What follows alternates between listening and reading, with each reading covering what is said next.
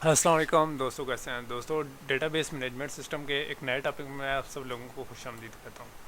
तो दोस्तों, जैसे कि हमने कोर्स स्टार्ट किया था, सबसे कोर्स के स्टार्ट में मैंने आप लोगों को कोर्स का एक सीक्वेंस बताया था कि हम कोर्स में कैसे कैसे आगे बढ़ेंगे और कैसे कैसे हमारे कोर्स में डेवलपमेंट्स होंगे।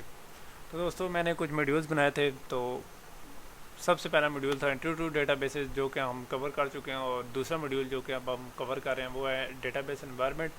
इसमें हम 3 लेवल आर्किटेक्चर और मैपिंग पर बात कर चुके हैं, और उसके बाद हम डेटाबेस मॉडल्स का टॉपिक कवर कर रहे हैं। ठीक है, तो लास्ट वीडियो में मैंने तो उस पर थोड़ी सी बात भी की थी।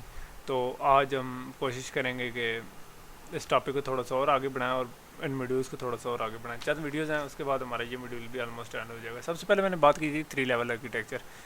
तो हमने जो डेटाबेस का जो पूरा आर्किटेक्चर है उसको हमने 3 लेवल्स में डिवाइड कर लिया था, यानी डेटाबेस के ऊपर 3 लेवल थे, एक्सटर्नल, कंसेप्चुअल और इंटरनल लेवल, और इन तीनों लेवल्स को मैंने वन बाय वन कवर किया था। ठीक है, अगर आप लोगों ने वो देखना है तो आप पुरानी वीडियोस देख सकते हैं। उसके बाद मैंने मैपिंग का कंसेप्ट बताया था कि कैसे एक लेवल दूसरे लेवल के साथ मैप होता है। ठीक है, और उसके फर्दर मैंने क्लासीफाई किया था, और एंड पे मैंने आप लोगों को कन्फ्यूजन हटाने के लिए मैंने आप लोगों को बताया था कि डिफरेंट लेवल्स पर डाटा कैसे रिप्रेजेंट होता है। तो लास्ट में मैंने बात की थी डाटा इंडिपेंडेंस की, कि अगर खुदा ना खासा कोई एप्लीकेशन क्रैश हो जाती है तो क्या डाटा भी हमारा क्रैश हो जाएगा। ठीक है, तो मैंने आपको इसमें डाटा के इंडिपेंडेंस के बारे में बताया था। तो डाटा इंडिपेंडेंस में भी फर्दर 2 क्लासिफिकेशन थी, एक फिजिकल डाटा इंडिपेंडेंस, एक लॉजिकल डाटा इंडिपेंडेंस। बहरहाल, लास्ट वीडियो में हमने बात की थी मॉडल्स के बारे में, यानी डाटा मॉडल्स के बारे में। ठीक है, तो मॉडल्स के बारे में बताया था कि रियल लाइफ का कोई भी ऑब्जेक्ट हम जो रिप्रेजेंट करते हैं उसको मॉडल कहते हैं। इसी तरीके से डाटा के जो मॉडल्स बनते हैं उनको डाटा मॉडल्स, और मैंने आपको एक कार की छोटी सी एग्जांपल भी दी थी। तो दोस्तों, मैंने आपको उसके 3 पार्ट्स बताए थे। एक स्ट्रक्चरल पार्ट, ठीक है, कि डेटाबेस कैसे डेवलप होगी, और फिर था मैनिपुलेटिव पार्ट। मैनिपुलेटिव पार्ट में हम डेटाबेस में मैनिपुलेशन करते हैं। ठीक है, और इसके बाद हम इंटेग्रिटी रूल्स, यानी हमारी डेटाबेस के कुछ रूल्स होते हैं। उसके बाद मैंने आपको डेटाबेस मॉडल के कुछ डिज़ाइन बताए, यानी कुछ इंपॉर्टेंस बताई थी। ठीक है, अगर आप लोगों ने वो वीडियोस नहीं देखी तो काइंडली देख लें। तो लास्ट वीडियो में मैंने आपको डेटाबेस के 3 टाइप्स बताई थी। एक थी ऑब्जेक्ट बेस्ड डाटा मॉडल, और दूसरी थी रिकॉर्ड बेस्ड डाटा मॉडल, और थर्ड फिजिकल डाटा मॉडल्स।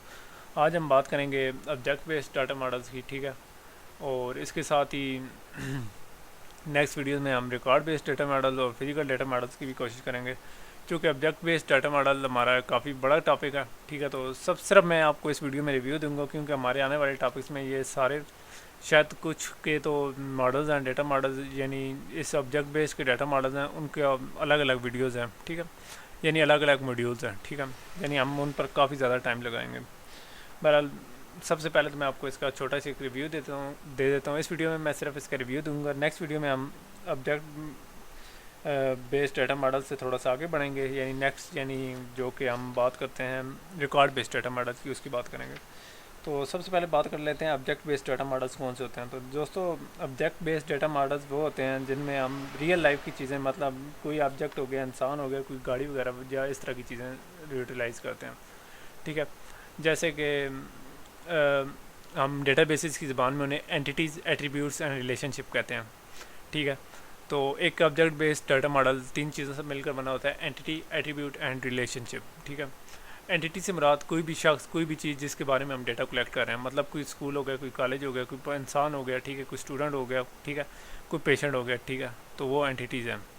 और उसके बाद है एट्रीब्यूट। एट्रीब्यूट क्या होते हैं? एट्रीब्यूट से मुराद किसी भी चीज़ की प्रॉपर्टीज या करेक्टरिस्टिक, यानी खसूसियात। ठीक है, मतलब एक इंसान है, उसकी एज है, नेम है, ठीक है, और फ़लाँ फ़लाँ CNIC नंबर वगैरह। ठीक है, मैंने एक 2 मरतबा यहाँ वीडियोस में, यानी जो छोटी सी पिक्चर बनी है उसमें दिखा दिया, तो ये मेरी एक छोटी सी मिस्टेक है, काइंडली इग्नोर कर दीजिएगा। तो उसके बाद है रिलेशनशिप, मतलब 2 एंटिटीज़ हैं, उनके दरमियान क्या रिलेशनशिप है। 2 या 2 से ज़्यादा भी एंटिटीज़ हो सकती हैं कि वो आपस में क्या, मतलब एक शख्स एक कार ओन करता है, ठीक है, उसका एक रिलेशनशिप है, ओनरशिप का डेटा रिलेशनशिप है। ठीक है, और उसके बाद जो बात की जाती है वो है कि हम जो ऑब्जेक्ट बेस्ड डाटा मॉडल्स को कवर कर रहे हैं, तो ऑब्जेक्ट बेस्ड डाटा मॉडल कौन कौन से हैं। तो सबसे पहले है हमारा entity relationship object based data models, दूसरा सिमेंटिक, और थर्ड है ऑब्जेक्ट ओरिएंटेड। ठीक है, तो ये हम आने वाले दिनों में वन बाय वन कवर करेंगे। तो मैं आपको फिर जल्दी से इसको छोटे से टॉपिक को फिर रिव्यू करा देता हूँ, ठीक है। ऑब्जेक्ट बेस्ड डाटा मॉडल में हम रियल लाइफ की कुछ एंटिटीज यानी कुछ कंसेप्ट को यूज़ करते हैं, जैसे एंटिटीज़, एट्रीब्यूट्स और रिलेशनशिप्स, ठीक है। एंटिटीज से मुराद कुछ शख्स है, कुछ जगह है, कुछ चीज़ है या कोई इवेंट है जिसके बारे में डेटा कलेक्ट किया जा रहा है और मेंटेन किया जा रहा है, ठीक है, जिसके बारे में डेटाबेस बनाई जा रही है, ठीक है। एट्रीब्यूट से मुराद उस एंटिटी की कुछ करैक्टरिस्टिक हैं या प्रॉपर्टीज़ हैं, यानी उसकी कुछ खसूसियात हैं। एक इंसान है, उसका नाम है, एज है, IC नंबर है। इसी तरह एक कार है, उसका कार नंबर है, मेक है, मॉडल है, ठीक है। इस तरह उनके दरमियान एक रिलेशनशिप है, तो मतलब वो आपस में किस तरीके से एक दूसरे से बॉन्डिंग करती हैं, ठीक है। तो दोस्तों जैसे कि आपको नीचे एक एग्जांपल में एक नज़र आ रही हैं, दो यहाँ एक पर्सन एक एंटिटी है जिसके बारे में हम डेटा कलेक्ट कर रहे हैं, इसी तरह एक कार एक एंटिटी है, दो एंटिटीज़ हैं, ठीक है। तो पर्सन के नेम है, एज है, IC नंबर होना चाहिए, लेकिन मैं गलती से दोबारा एज लिख बैठा हूँ। इस तरह कार है, उसका कार का रजिस्ट्रेशन नंबर है, उसकी मेक है कि होंडा है, कौन सी है, ठीक है, मॉडल कौन सा है, ठीक है, होंडा सिविक है, कौन सा है, मॉडल 96 है, 2019 है, 2020 है, कौन सा मॉडल है, ठीक है। तो ये एक इसकी यानी मॉडल है। तो ये इसकी एट्रीब्यूट्स हैं।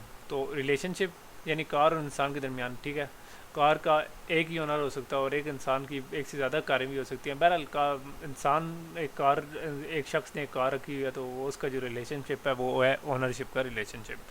तो दोस्तों हमने फर्दर 3 इसकी टाइप्स की बात की थी, एंटिटी रिलेशनशिप, सिमेंटिक और ऑब्जेक्ट ओरिएंटेड।